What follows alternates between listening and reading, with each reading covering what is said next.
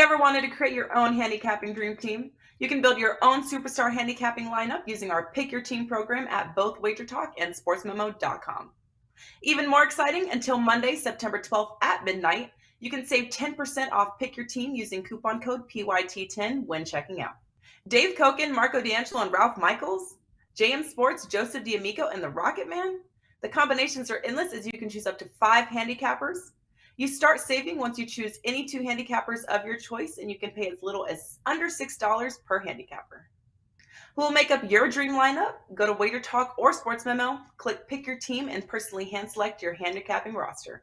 Don't forget that coupon code PYT will expire on September 12th, so get your 10% discount and put together your personalized dream team today.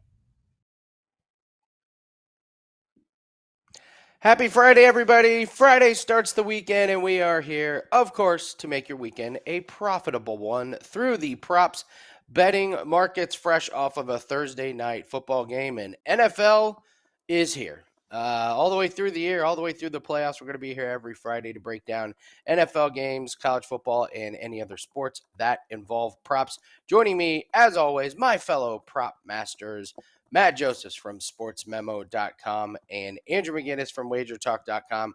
I am Andy Lang from WagerTalk.com. Gentlemen, first NFL game of the year, so of course we have to do just some wild overreactions. No, please, let's not. Let's just go over our thoughts from last night. Andrew, I'll come to you first. I know you had a really good start to the NFL season. That's always a good feeling. 4-2 last night, but just some general thoughts as you were watching. Is there anything that we can overreact to, or do we just everyone calm down? It's going to be okay if you're the Rams. What were your takeaways from last night?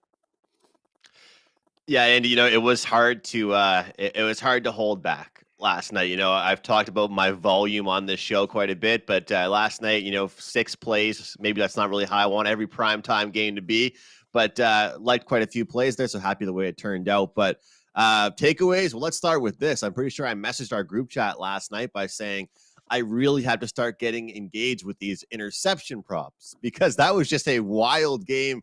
I think I tweeted out, does anybody have over 2.5 interceptions in the first half? Because if you did, that would have been a wild ticket to have if that was even a possible thing. I want to start betting those. I want to start looking at those for certain quarterbacks, targeting certain quarterbacks, especially ones you can get decent prices on. That was kind of a takeaway for me. Was that I have to start looking at that market, which is something I've never released or given out or talked about anywhere really. Allen Robinson, he was one of the guys I got wrong. 1 target, 12 yards on 45 routes last night. Not going to do it for me in my receiving yard prop. That was a rough one for me.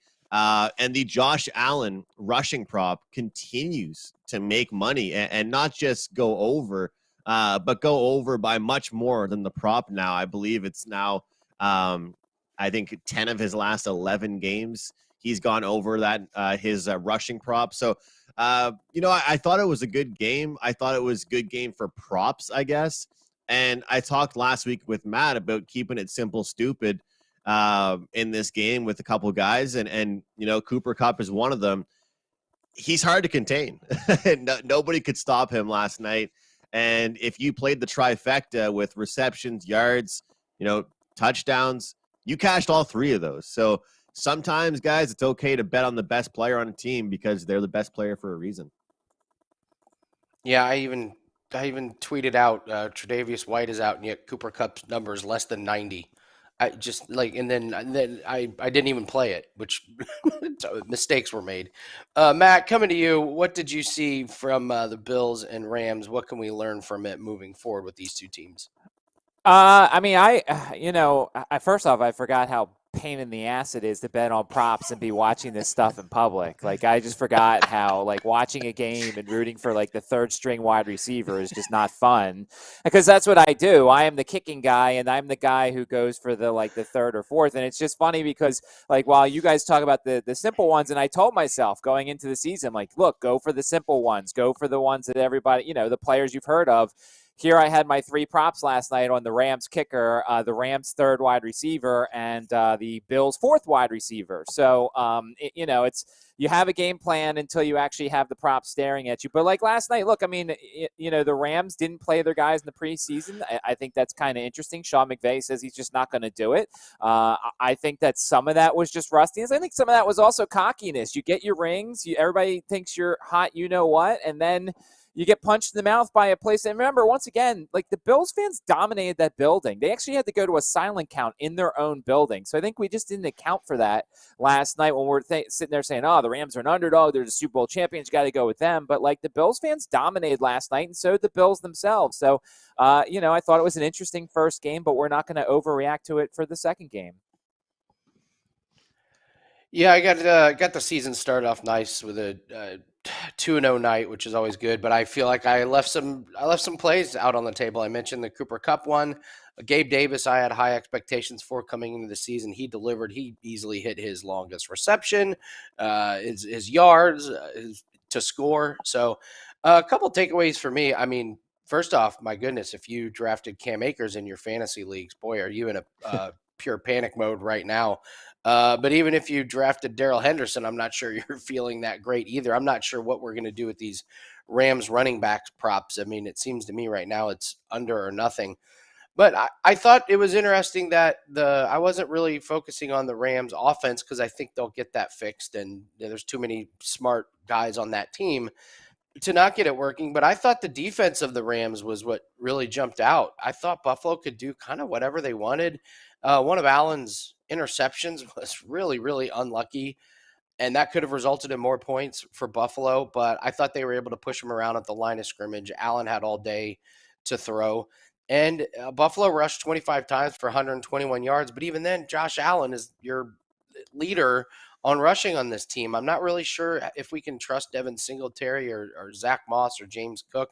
We're certainly going to be getting low numbers on the Buffalo Bills backfield. But sure looks like the value in the overs for Buffalo is going to be in the passing game. And like Andrew, like you mentioned, if you're taking a rushing prop on Buffalo, it looks like it's going to be Allen. So, that was the takeaways from that. So, all right, guys, we got a great show for you. We're going to go over quite a few NFL games. We're going to break down some of the games from a prop betting perspective, and then we're going to get into some specific topics here at the end. And Andrew is going to bring us the prop it up bet of the week. Matt, I'm going to come to you. We each picked a few games that we're going to break down, and I'll have you get us started. Of course, you were going to pick the Eagles and Lions for your first game. So talk to us what you expect from a prop betting perspective from your Philadelphia Eagles and the Detroit Lions. So I think that the Eagles are going to come out throwing the ball a little bit more than they have in the past. I think that you don't get a guy like A.J. Brown and go back to the 60-70% rushing attack that you had in the past. And look, the one of the many ways you can beat the Lions is through the air. So I look at a guy like Jalen Hurts having 1.5 passing touchdowns, and I know he didn't do that necessarily a ton last year. But I think there's some value potentially on that. And I think that, there's going to be value on A.J. Brown scoring a touchdown because those two had really great chemistry in camp and everything. And once again, you don't get a guy like that. And the Lions don't have a number one. I mean, Akuta's not bad, but I don't see him keeping up with A.J. Brown. So I think A.J. Brown's got some value to score an anytime touchdown. And then you look on the other side here, and I think that your potential value on the Lions side is the tight end, T.J. Hawkinson. I think it's going to be interesting to see how the Eagles deploy having James Bradbury and Darius Slay. I think that if they do a lot of man, that's going to take a lot of the wide receivers away. And now you're also kind of bringing in that Chauncey Gardner-Johnson from the Saints, who is going to be a hybrid safety / slot corner type of thing. So I think the Eagles are going to start getting beaten by tight ends. Now, the other thing is they brought in some actual decent linebackers this year. So I'll be interested to see going forward where the vulnerability is in the Eagles defense. T.J. Hawkinson, of course, is one of the number one guys there. Amon-Ra St. Brown had a great close this season last year. But I think your value here is A.J. Brown anytime touchdown. I think it's Jalen Hurts over 1.5 passing touchdowns. And I think there's a chance that, and you'll see this probably across a lot of the games, I think there'll be some field goal props that I'll be interested in because I think some of these offenses are going to move down the field and then they're just going to stall a little bit. I don't know necessarily if it's more value on Elliott or Siebert, But I think there's definitely going to be some value this week one on the over on the field goal props for these guys, because I think some of these offenses just don't get enough work during the preseason. So I hope the Eagles are going to win. I think it's a close game. I think the Lions are going to show up well, but I think A.J. Brown and Jalen Hurts are where the value is in this game. Matt, do we have any clarity on the Philly backfield whatsoever, or is this just a complete jumbled mess where it's pretty much stay away and we don't really have a good idea of who's going to get the ball? Do you know anything about this Philly backfield that you can share with us right now? Well, I mean, Miles Sanders is healthy enough at least to practice this week. The number is so tantalizingly low, 47.5 against the Lions. But I think it's low for a reason, because you got Kenny Gainwell, you got Boston Scott. Maybe Trey Sermon is active. Who knows? They added Trey Sermon through the waiver wire. So I think it's low. I think people are going to want to take the over. I wouldn't do it. It's going to be much like the two backfield situations we saw yesterday. I think you got a bunch of guys going for carries, and much like the Bills, they've got a quarterback who wants to run it as well. So it's low for a reason. I would not take the over on Miles Sanders, at least until we see how this thing goes after 1 week. Great stuff. Matt Josephs at sportsmemo.com breaking down the Eagles and Lions. Andrew, coming to you. Biggest revenge game of the week, probably. We got the Browns and the Panthers, the Baker Mayfield Bowl. Break it down for us. What do you like from a props betting standpoint on the Browns and the Panthers this week?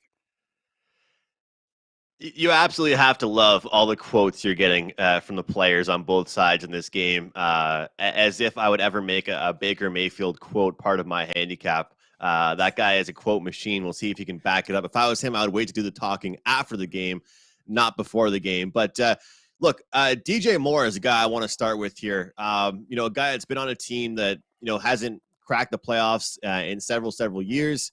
A team that's bottom in the league in passing.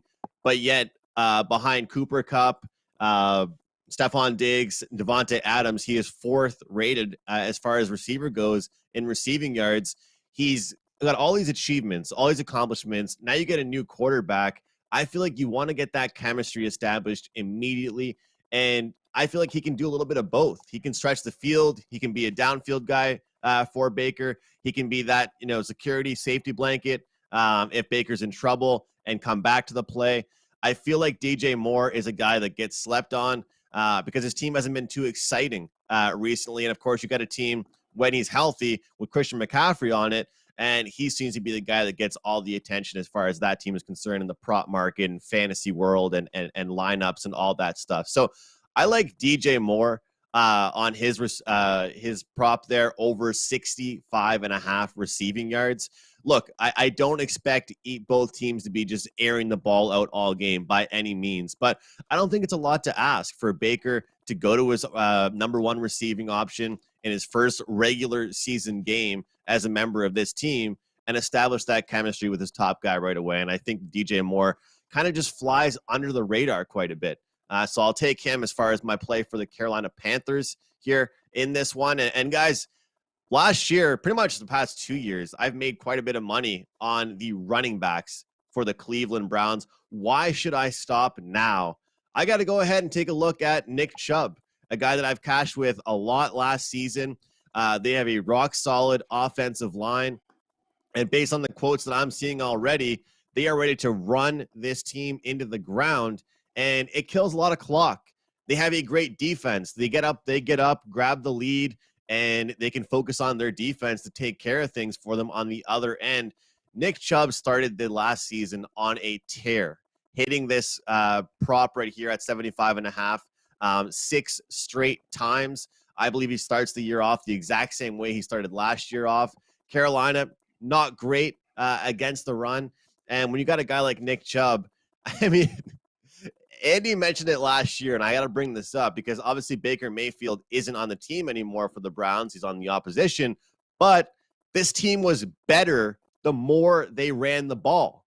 They were a worse team when their quarterback cashed his completion prop. In games, when they cashed their completion prop was when they lost. So this is obviously a team that has, two backs that are really more than capable of winning you games, and you got to just keep going to them. If their coaching staff can just understand that, it would make for a lot better, success for this team. But that's where I'm looking here. I've got one guy for each team circled right now. Nick Chubb, DJ Moore, in a game that I think that we're going to see Carolina have to start throwing it, airing it out, and he's going to go to his number one guy. And we're going to see Nick Chubb get a lot of touches and get us up and over this number. That was one of the funnier things about last year. It's like if Baker Mayfield hits his overs, then you knew the Browns were in trouble. It's like the only team in the league where the quarterback hits you know, it's a bad overs. game for them. You know they're losing the game if he's hitting his anything as far as passing numbers.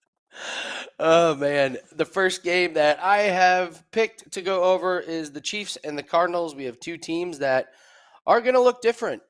We know about the Tyreek Hill situation with the Chiefs. I think they're going in a much different direction, and I actually think this is going to work out well for them. I like that they're going to spread the ball out amongst a lot of players. I thought they got predictable as the season went on. It was all about Kelsey and Hill, and obviously, why not with superstars like that? But it looks like the books are struggling to figure this out from a receiving perspective. So we look at these receiving numbers. The books have put out Kelsey's receiving number is 76.5, and then you have Juju Smith-Schuster's number of 45.5, MVS 43.5, and Mecole Hardman at 38.5. So they just kind of are all jumbling these guys together, yet Mahomes' passing total is 291.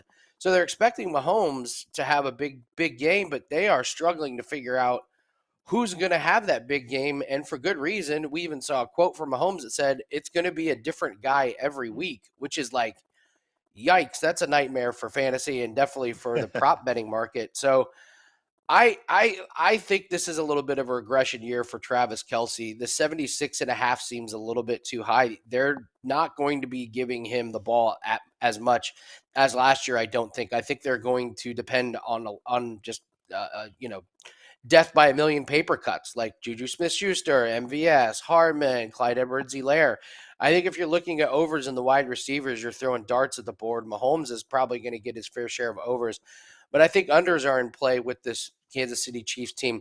Kelsey's getting up there in age. And let's face it, they have Super Bowl it's Super Bowl or bust for the Chiefs this year.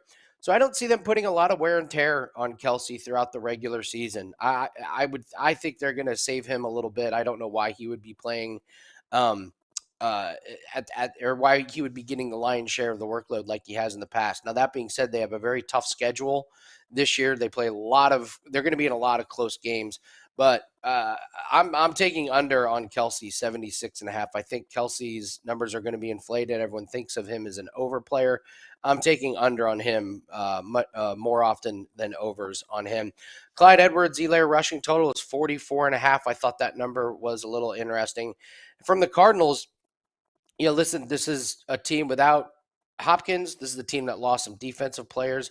They've got some good young players in the secondary, but I think they're going to struggle a little bit more. I was pretty surprised here that we can get the James Conner to score a touchdown at close to even money. This guy was one of the biggest profitable guys to bet on to score a touchdown last year, even when he was splitting with another running back. So now this is his backfield, and to get him at even money, I think is incredible. They are short on weapons right now. Connor's by far their best running back and their best goal line player. And so to get him at even money, I'll take James Conner all day long. So I think both teams have suspect defensive lines. So if you're looking at ways that they can attack the other, I really like James Conner for his rushing total. I think Clyde Edwards-Helaire rushing total at 44.5 is a touch high, but I'm not sure who he loses out to. I think the Chiefs, besides the Kelsey under, a little bit stay away, but for Cardinals, the best play for there is James Conner to score a touchdown. Matt, I'm coming to you. The next game that you have picked to do are the Commanders and the Jaguars. Really digging deep here on this one. But this is a great game to break down because there's bets to be made on every NFL game, and sometimes the more obscure and less talked about games have the most value. So talk to us about Washington and Jacksonville. Surely the books are going to struggle with numbers in this one, but what have you found in this game? Well, and the other thing that's going to complicate things a little bit is rain in the forecast. So that's always fun. And it's a pretty healthy chance of rain, too. So that's something that we certainly want to consider. And if we want to do the whole, what do we consider when we look at rain? Well, so the first thing I'm looking at when it comes to this is I'm looking at Carson Wentz interception over a half at even money. I mean, look, anytime I can get a Carson Wentz interception for even money or better, I know Jacksonville's not exactly great, but Carson Wentz isn't very good either. And wet weather, and Carson's not accurate as it is. Look, it may not hit, but every time you give it to me at even money, I'm still going to take it. And it's funny because Trevor Lawrence is over half is minus 175. Plus 130 to the under. The Commanders' secondary is good, but it's not great. Plus, I think Doug Peterson's going to do so many good things for Trevor Lawrence here. I don't know if I'll necessarily take that he won't throw an interception, but to see it as such a big-time thing, like you would think that's what Jameis Winston's would be or Davis Mills's would be. But, I think Trevor Lawrence is going to be in for a bounce-back season. On the other side, you look at some of these other, the skill position guys. Terry McLaurin at 58.5 yards. Obviously, if the weather changes a little bit, maybe lightens up, I think Terry McLaurin could go deep for at least one of these. He could get that in one catch potentially because Wentz does have a decent deep ball. I just think that, they're not going to throw it as much. And you look at the rushing yards, Antonio Gibson, 58.5, Travis Etienne, 46.5, although it looks like James Robinson is going to play in this game. We don't know how much. And then look, the kickers here, the kickers numbers are both pretty low when it comes to field goals made. Joey Sly's not terrible. He's kicked in weather like this before. There might be some value there. But with rain in the forecast and you're giving me even money for Carson Wentz to throw an interception, I think that's something you have to consider here. Carson Wentz is also one of these mixed bags when it comes to mobility. Sometimes he shows it and he goes over his rushing total. Sometimes he doesn't. His number's 11.5. That's a little bit high. I feel like there could be some value potentially on the under here. But definitely keep your eye on the weather forecast for this one because I think that's going to affect how we kind of take a look at this game. Well, as somebody that lives in Indianapolis, the hit pieces coming out on Carson Wentz this preseason are just incredible. I mean, every single week, Matt Ryan, what a great upgrade from last year.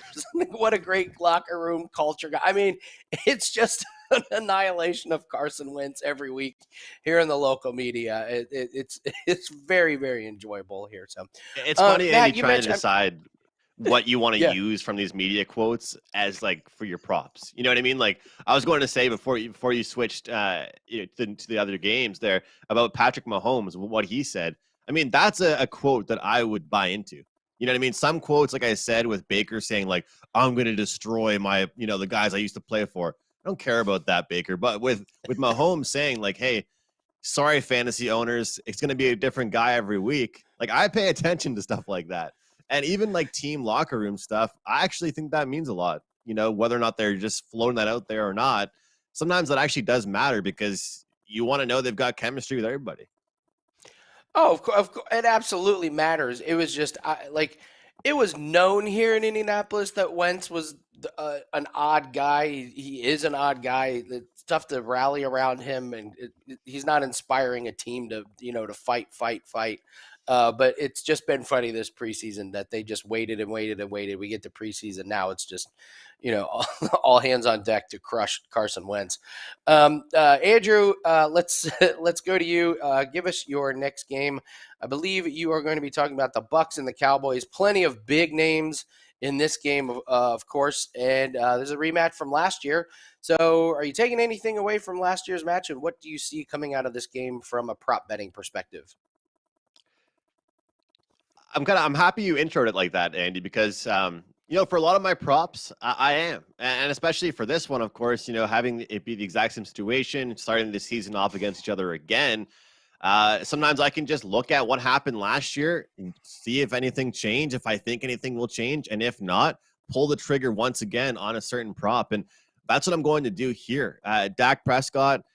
Over 36.5 pass attempts. I have bet his completion prop quite a bit in the past, but this time around, looking for just the pass attempts.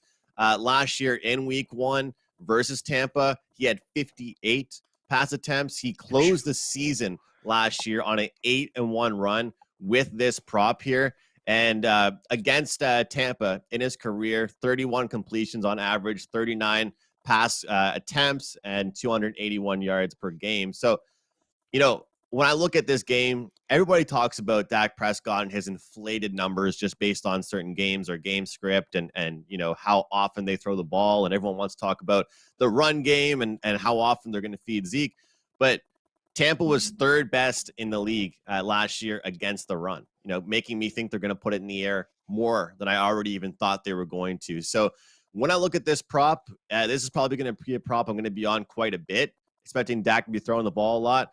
I know there's going to be questions with, losing a few guys, the health of a couple guys this week. But based on those numbers and based on how wild the game was last year in game one against the Buccaneers, I'm going to go right back to it again. Last year I had the completions. This year I'm just going to strictly stick with the attempts here on this one. And again, 58 last year, 3 touchdowns for him. It was a big game, and I expect lots of tosses. And again, what I love about these attempt props is that you don't really care how he does with those attempts. He could throw 37 interceptions for all I care. Just pass the ball for me, and I'll win this prop. The next one I wanted to look at as far as Tampa Bay is concerned, Leonard Fournette over 4.5 receptions. He ended the season last year on a 6-1 run with this prop. And I expect kind of more of a dink and dunk style from the Tampa Bay Buccaneers. Tom Brady finds chemistry with everybody. And there's a little bit of change for this team this season. But I think Leonard Fournette's going to be very active, not just on the ground, but catching the ball quite a bit, especially early and often this season. And at 4.5, I think it's a good number. The stats show last year he covered this number quite a bit. And when I'm looking at props, I don't know about you guys, but it bugs me when I see these trends for a prop when they've just barely gone over. You hear someone say, like, this guy's cashed his prop in 4 of the last 5 games, but in 3 of those, he went over by 1 or 2 yards or catches. Not really the case with Leonard Fournette with his receptions. He hasn't won any of these by just 1 catch. It's been by 2 or 3 during that big stretch where he was on a roll with these. So looking at Dak Prescott attempts, take a look at Leonard Fournette over 4.5 receptions. Good stuff, Andrew McInnis from WagerTalk.com, coming off a 4-2 night and Thursday night. I have chose the Raiders and the Chargers as my next game to break down here. I'm going to go in a couple different directions because I feel like the general public is just, over this, over that. I'm going to start with Derek Carr, and I'm going under 256.5 yards passing. Last game of the year, Carr had 186 yards passing against this Chargers team in an overtime game, and I think they made some really nice adjustments and additions to the secondary of the Chargers. I think they're going to be better this year. I did a video panel earlier this week with Brian Power, and one of the listeners was nice enough to point out that J.C. Jackson is actually out for this week. He also was nice enough to call me a dummy for not knowing that. I thought that was a little unnecessary. But anyway, so even though the Chargers are, listen, I'm not saying he's wrong. Just saying, hey, that's interneting. All right, so I just look at this Raiders team. I think this number is really inflated here. Davante Adams' number is inflated. I know that Derek Carr and Davante Adams knew each other from way back when. I just think it's going to take a few games to get into the mix and get in the just kind of get into the zone with each other. I know Carr has a lot of weapons, but Darren Waller wasn't impressive last year. Renfro came on really strong. I just think this number is a little bit high, and I think it correlates with one of the other plays. And as we know, general public loves the overs, so the value is always going to be on the unders in some of these big games. One over I am going to take is Mike Williams over his longest reception. Mike Williams, it's very similar to Gabe Davis last night. They got a very similar number. They were both at 22.5. We saw Gabe Davis get 2 catches of longer than that. Mike Williams, he went over in 11 out of 16 games last year, including the last 5 games of the year. And right now, Pro Football Focus has the Raiders secondary ranked as 29th worst. So Herbert is going to be airing the ball out. Mike Williams is a great long ball threat for them. So this might be one of those plays where I think if you play it every single game, you're probably going to come out ahead at the end of the season, especially when we get the imminent Keenan Allen injury that's forever lurking in week 5. My last one on this one, listen, I love your guys' take. I feel like Josh Jacobs is just getting crushed this offseason. I think it's too much of an overreaction. They have his rushing and receiving total at 67.5. I'm going over. I think the demise of Josh Jacobs is overblown. He went over this total in the last 9 games of the year. And what the prop and fantasy football world is worried about, Zamir White having a huge role. This is still the best running back that they have. He caught a few more passes per game than his career average. So he's a better actual running back on the ground and between the tackles than anybody else that they have on this team. I know he's not the most explosive. I know he's not, a huge fantasy football darling because he doesn't get a ton of points. But 67.5 for a starting running back in a game that projects to be high scoring to me is just a little bit too low. I think they use him a lot more than people are expecting. So I'm looking at Derek Carr under his passing total. Mike Williams definitely going over his longest reception, and Josh Jacobs over 67.5 rushing and receiving. I think those are plays to keep your eye on coming there. Matt, Josh Jacobs, do you have any thoughts? It's been really surprising to me how negative people have been on him.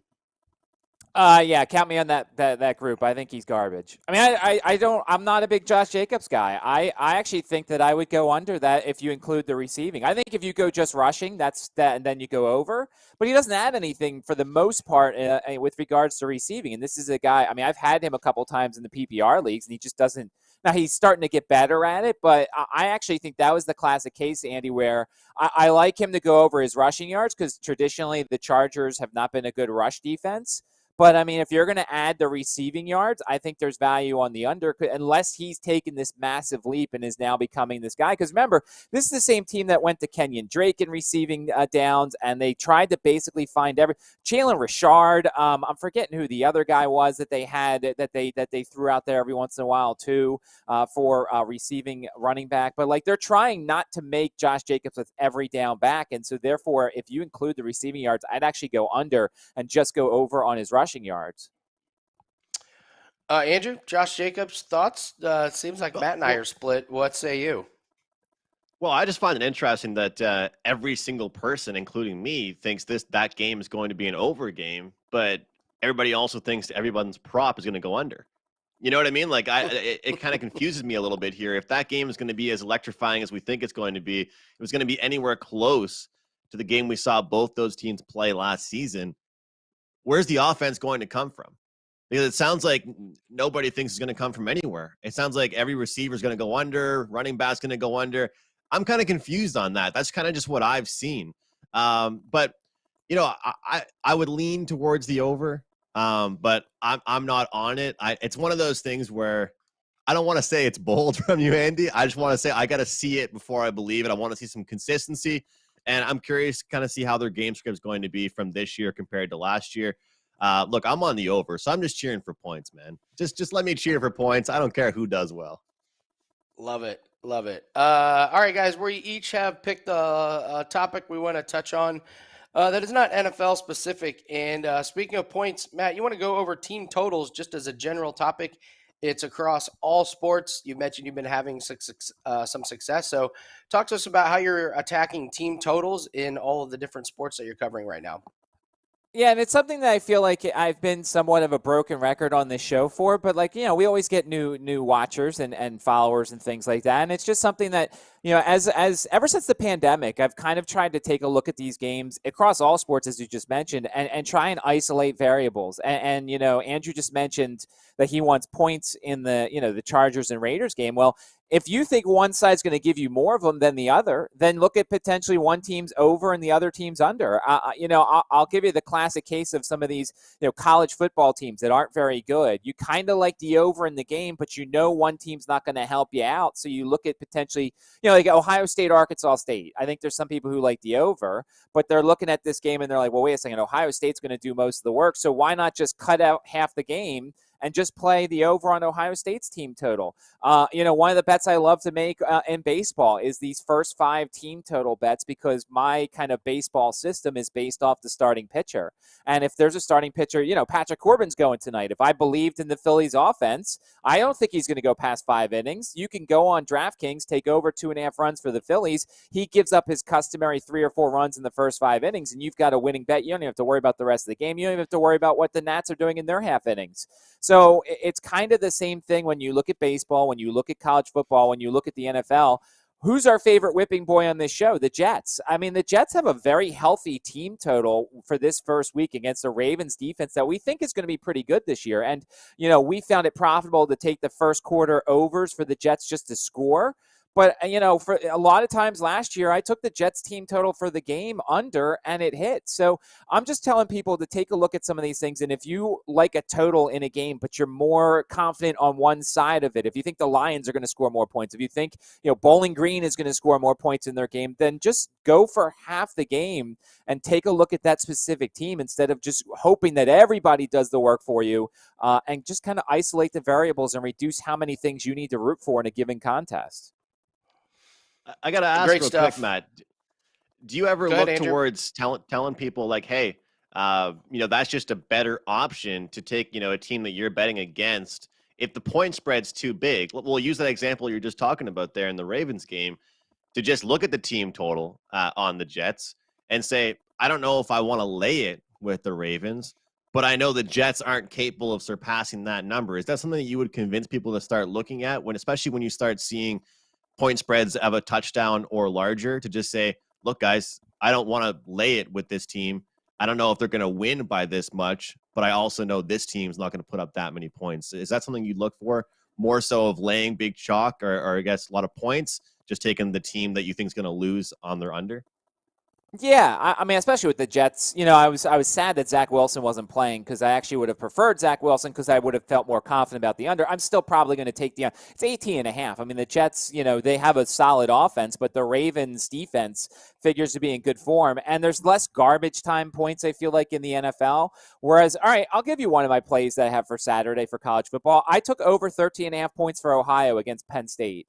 Penn State's got Auburn coming up next. Penn State's defense only has 4 starters back. They weren't great against Purdue. They probably should have lost the game against Purdue.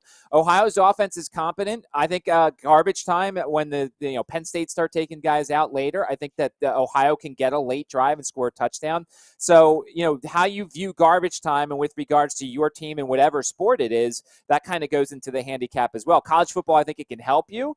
NFL, I think it can hurt you, because I just don't see a lot of NFL teams giving up late points like that. Great stuff from Matt Joseph, sportsmemo.com. Good work on the team totals. It's probably an overlooked part of the market. Andrew, coming to you, you're going to talk just about quarterback props. So what are you looking at this weekend for some quarterbacks that you have your eye on?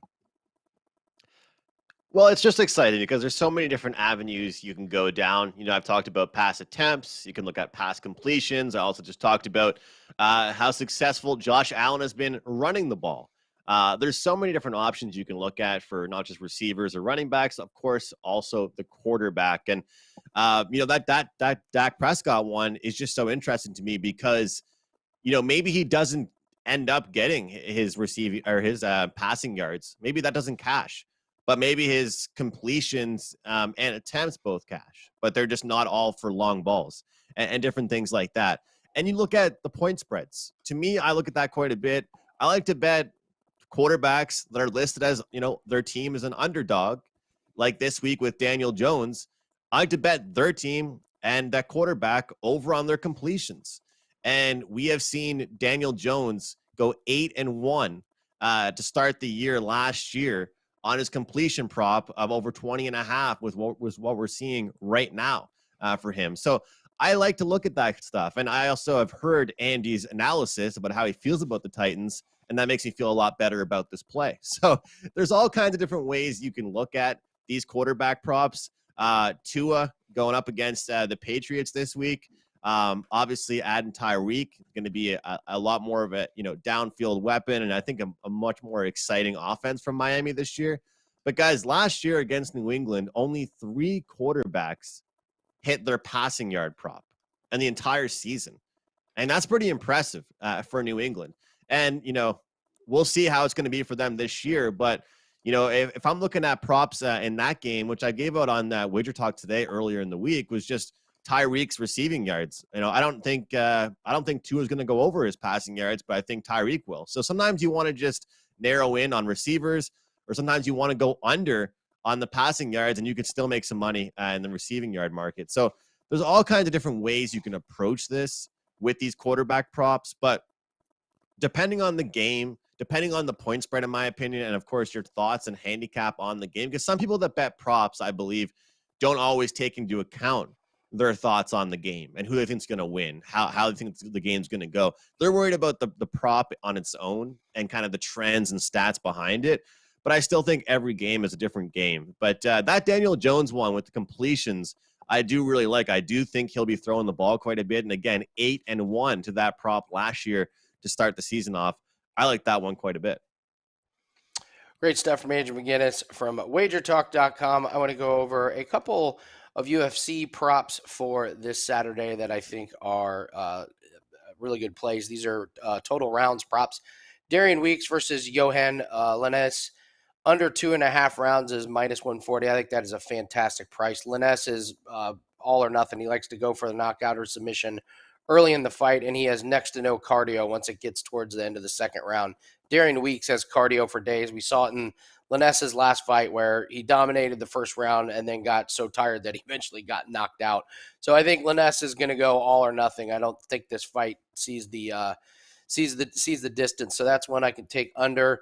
I would also point out the Irene Aldana and Macy Chiasson. You can get plus 160 under 2.5 rounds. Listen, Aldana finishes fights, and Chiasson's cardio is very suspect in the third round.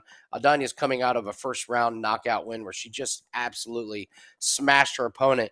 And we're finding a lot of value on these female fights to not go the distance. These women are finishing fights, whereas in fights past, you always just bet them to go the distance. Not the case anymore. We're getting real good value on that. And then, Andrew, I know you probably got your eye on this one. I mean, Li Jilang and Tony Ferguson under 2.5 rounds is only -140. There's no chance that fight goes the distance. One of those guys is going to sleep probably in the first or second round. Tony Ferguson's becoming one of the glassiest chins in UFC.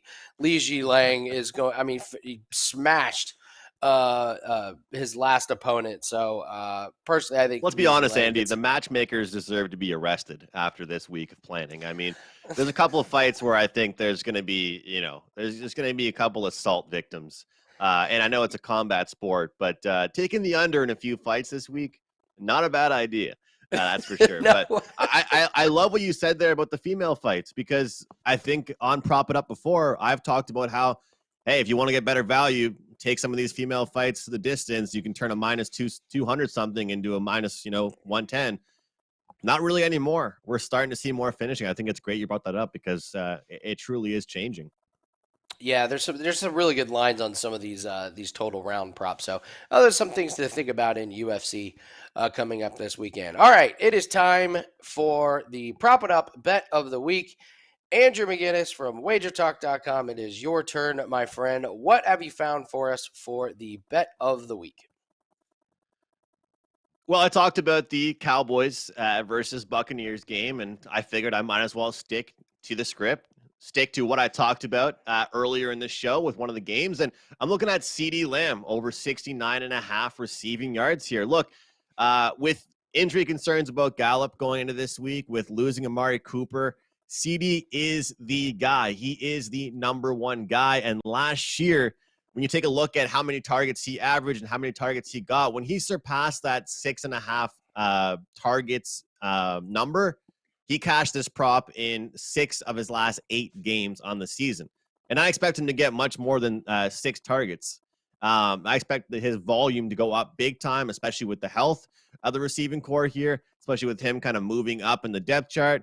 And of course, losing a few guys. And not to mention, I'm on the passing attempts prop over for Dak Prescott. He threw the ball 58 times in week 1 against the Buccaneers last year. If he throws the ball that much, I expect CD to cash this prop for me. And at 69.5 yards, I like that one quite a bit. So hoping for some action, hoping for some points in this game, hoping to cash a few props in it as well. CD Lamb over 69.5 receiving yards. Great stuff and great analysis. You can find all of Andrew's picks on WagerTalk.com, coming off of a 4-2 night in Thursday Night Football. Matt Josephs, you can find all of his college plays and NFL plays and baseball plays over at SportsMemo.com. He's off to a really good start in college football. I am Andy Lang from WagerTalk.com. All my plays can be found on WagerTalk.com. We got a UFC best bet up and a 5% NFL play that is up. Gentlemen, thank you so much. NFL season is officially here.